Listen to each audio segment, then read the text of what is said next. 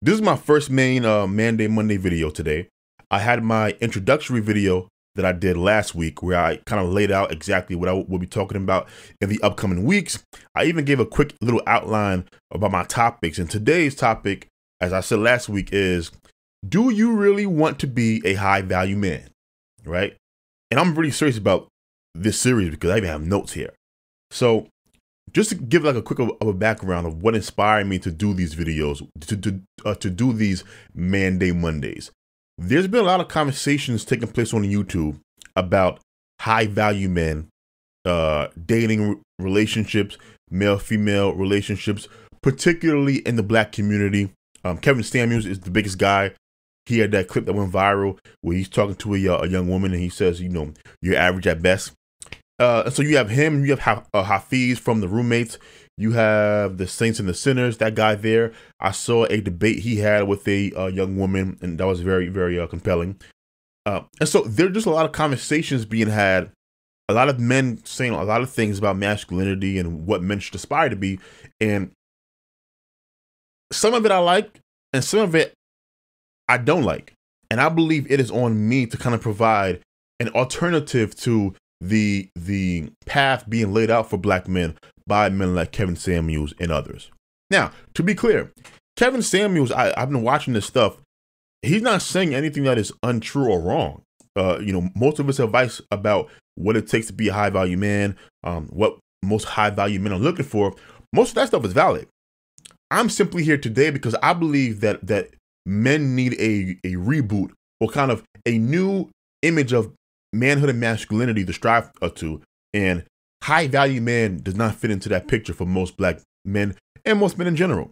And so the first place we should start, I think, is what a high value man is. Now, definitions for terms is very tricky, right? And so, you know, high value man is thrown around all the time. Kevin Samuel uses it. Hafiz uses it. It's used colloquially now on Clubhouse and women conversations.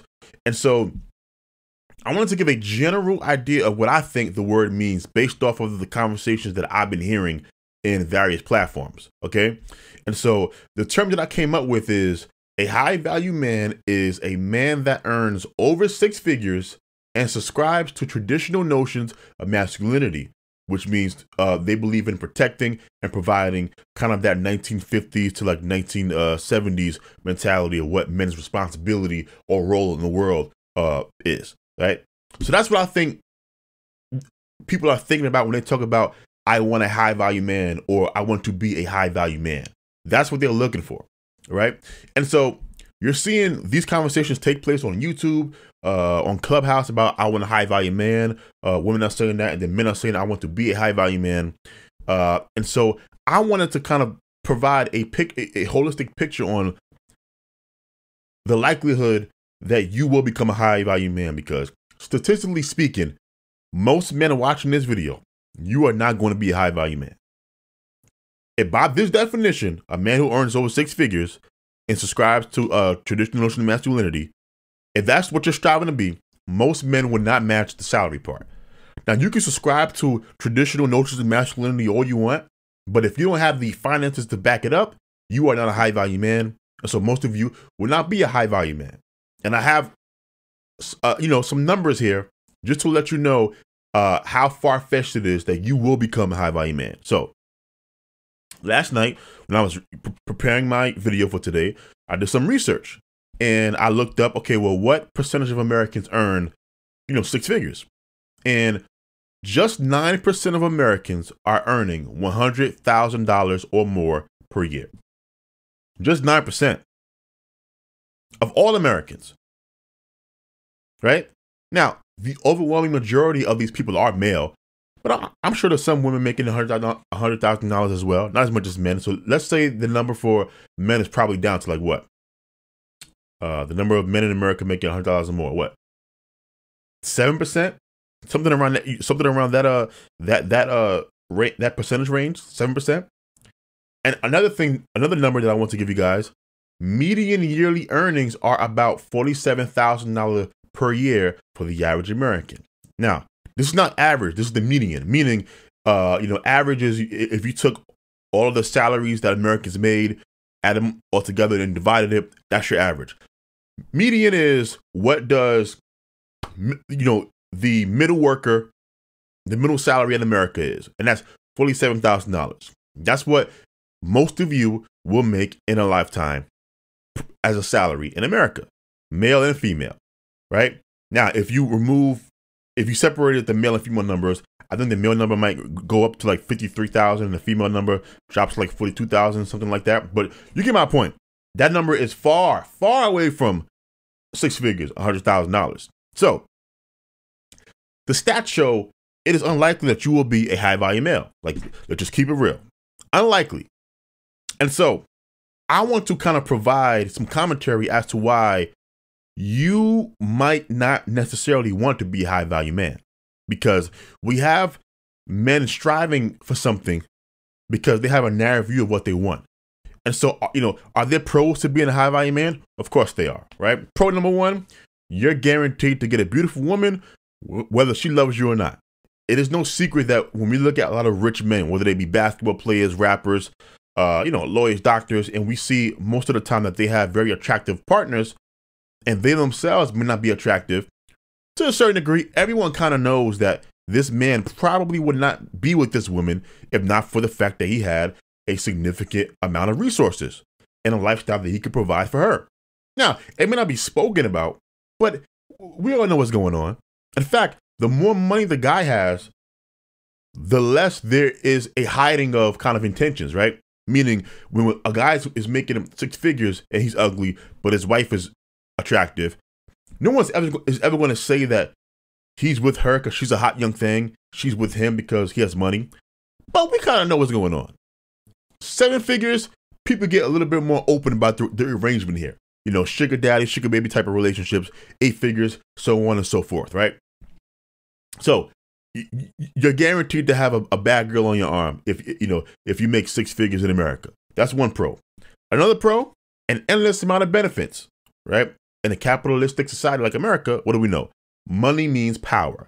Money means movement. So if you have money, you will most likely live in a neighborhood that has significantly less crime than other neighborhoods, right? And because you are living in an area where everyone in the neighborhood earns better, taxes are used, and so you're going to have less crime, you're going to have better health care in the neighborhood, you're going to have better policing, nicer police, because no one wants to pull over the wrong person that might be a judge or a lawyer. And so the police are going to be a lot more kinder to you than if you live in a poor in a neighborhood surrounded by lower income earning people. Better schools. So if you have children, the schools will be better. And there are a bunch of other things benefits that you will have that I'm not even thinking about right now. Right. And then the last pro that I wrote down, influence. Money provides you influence over politics. Right. You can pay a politician a significant amount of money. If they win the election, they might cut you some slack, maybe send some working contracts your way for your business, whatever, right? So influence over politics, influence over people. For some reason in this culture, we assume that rich people are somehow smarter than the rest of us, right? Like generally smarter. So a rich person, he might be smart when it comes to his business, what made him money, but we assume people with money, with vast amounts of money, are knowledgeable about everything. Like just think about the fact that Bill Gates has been speaking about COVID since this pandemic started. Last thing I know, he ain't no epidemiologist, right? But he's talking. He's rich, and he probably does know some things about vaccines and the coronaviruses. But the public will hang on to this every word because he's Bill Gates, and that's the influence that you're provided with if you have money, right? And so yes, those are the pros of being a high value man. And I think you're thinking, wow, of course I want to be a high value man. But there's also a downside to this as well. And this is what I mean where I said men need to expand, their idea of manhood, what they're looking for in masculinity and manhood. Because these downsides that I'm about to list, they're not small downsides. They're pretty big, and they should be on the back of our minds when we're talking about, okay, well, what type of man do I want to be, right? So here's some cons of being a high value man. No time. the overwhelming majority of men who make six figures and above they work really hard. These are not dudes that just won the lottery. They're doctors, they're lawyers, they're CEOs, they're businessmen. And so you're going to have to spend and dedicate a certain amount of time to your business, to your craft. If you're a doctor, you're going to be reading doctors' cases away from the job. You're going to be on the call a lot, as you work through your residency. So you don't have any time to yourself. If you're a lawyer, you're going to be up late nights studying for cases, et cetera, et cetera. You don't have any time. And so, yes, you have this money, but you can't spend it with your children. You can't spend it with your spouse. You have to dedicate yourself to your business, to your craft, to this job.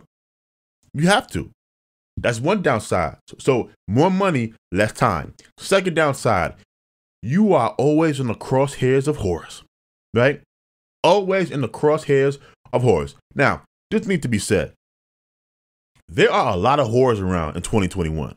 A lot of whores, right? So many whores, I'm not even sure if it's helpful to use the word whore anymore. It's like whoredom has become just normal, amongst the attitudes amongst a lot of women. And so you will never know if a woman likes you for you versus if she likes you because she believes you can do something for her. Now, depending on who you are, that's not that problematic.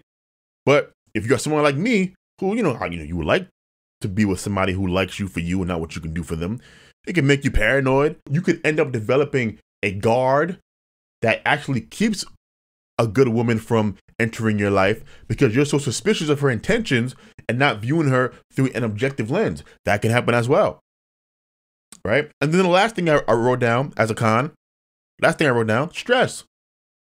Stress. More work, less time, that's going to be stressful. Whores all around you, not knowing who likes you for you, it's going to be stressful. Family asking you for money and you having to decide whether you want to give them money knowing that they'll be asking you for money again in 2-3 weeks, or saying no and possibly ruining a familial relationship forever. Stressful. That's what you have to look forward to if you're striving to be a high value man. So I just gave you guys the pros and I gave you guys the cons. And here's the deeper conversation that we need to have as men.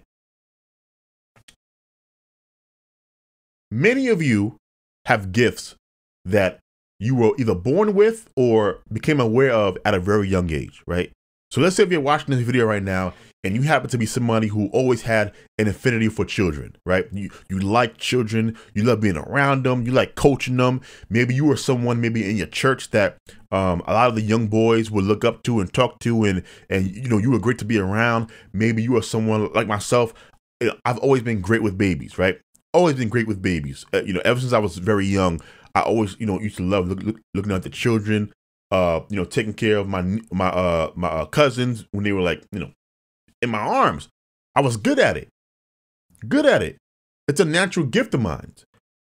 So let's say if you're a man who has that same gift, your calling, you feel in your soul, is to be a teacher. Do you know what the average salary of a teacher is? Let me go look it up right now. The average salary of a teacher nationwide is around $61,730. Was that $39,000 away? Around $39,000 away from $100,000, depending on where you live. Whether if you live in New York City, if you live in Los Angeles, Miami, I'm sure the pay for teachers is probably higher, but the cost of living is also just as high. Cost of goods and services just as high, and so you're not gonna, you won't be able. You're not making that $100,000.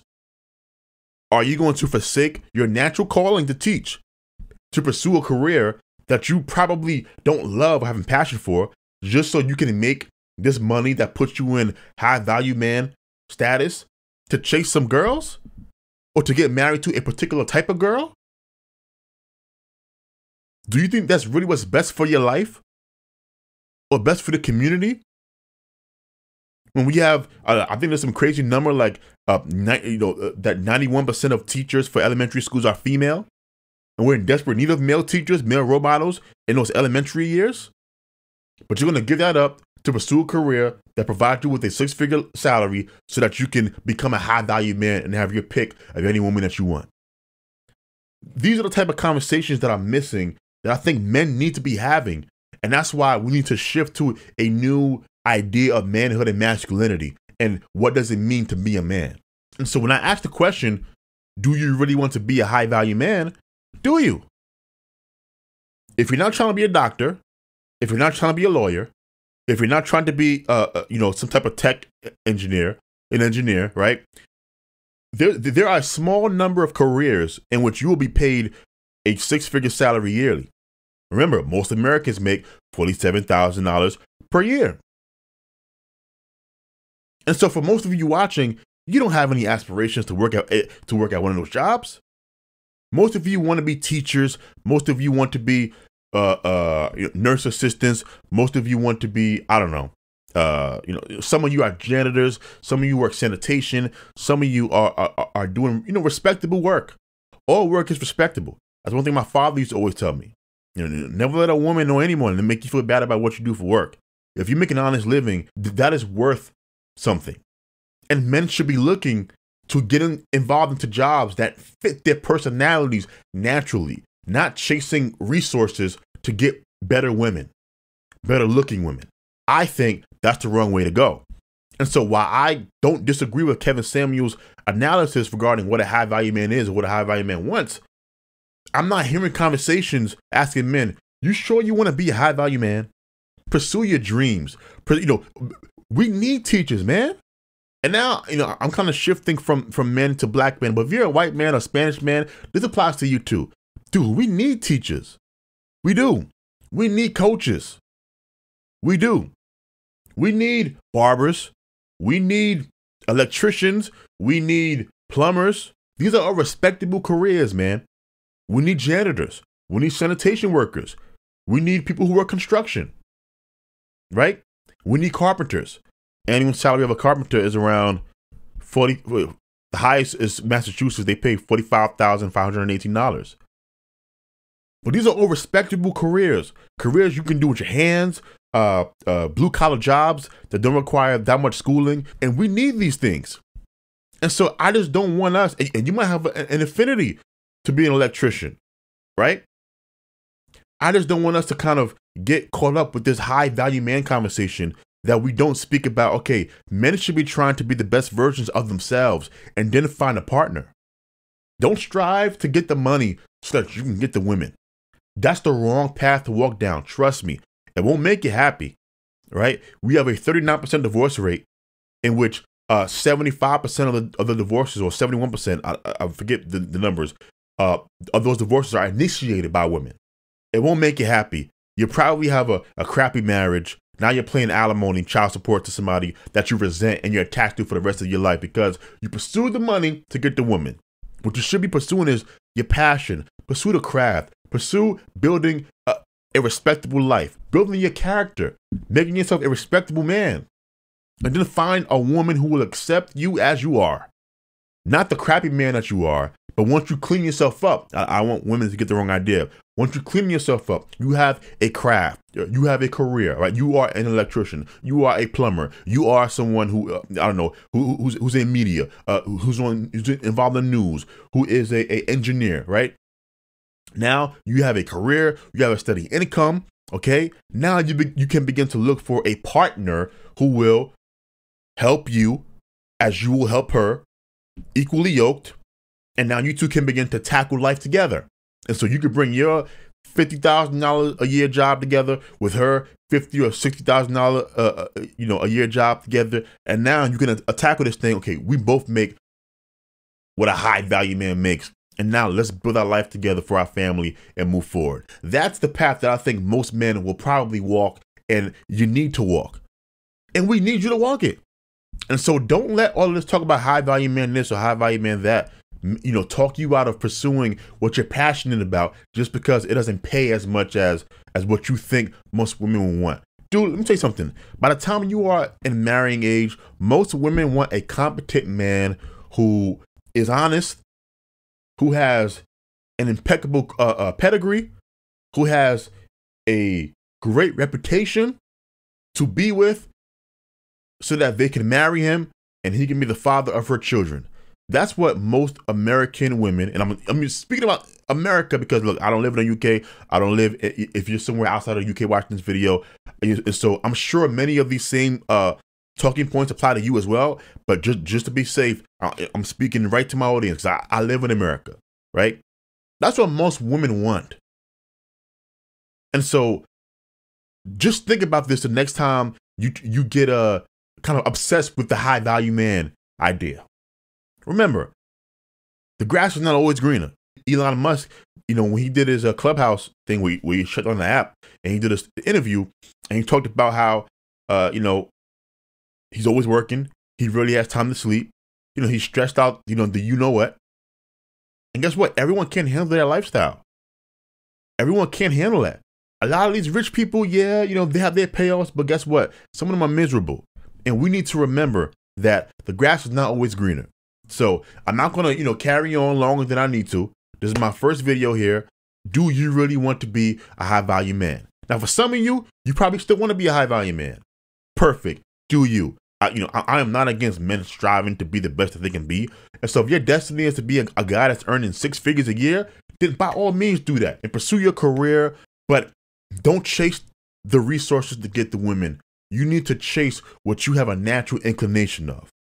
Love of children, you go ahead and be a teacher or a coach. You like fixing things, you like repairing things. You go ahead and become a plumber, an electrician, a carpenter. Those things make you a respectable man. And I think that needs to be highlighted more. And so let's have more conversations about men pursuing careers that best fit them and then finding a spouse versus men striving to be a high value man just to get a woman. That's all I wanted to say. Thank you for rocking with me for my first video. I would love to hear your comments down below. Let me know the parts of the video that you agree with, the parts that you disagree with. And by the way, women can comment on this as well, right? Ladies, comment down below. Fellas, comment down below. There's the first video for the Monday series. Next video will be recorded and released next Monday. I had to record these episodes pretty late, and so I'm gonna try to get this out to you guys within the next hour, maybe 2. Because I had to record between 6 and 9, but there's a bunch of stuff happening today, so I wasn't able to record until like 8:30. So I'm sorry that this is coming out late, but remember, follow the path inside of you. All right, let me know your thoughts. I will see you guys next week. I believe just to leave you off on what we will be discussing next week as far as my video. Your woman should be pulling half the weight, and yes, that includes bills. Right, so I'm excited for that. I will see you guys next week. Deuces.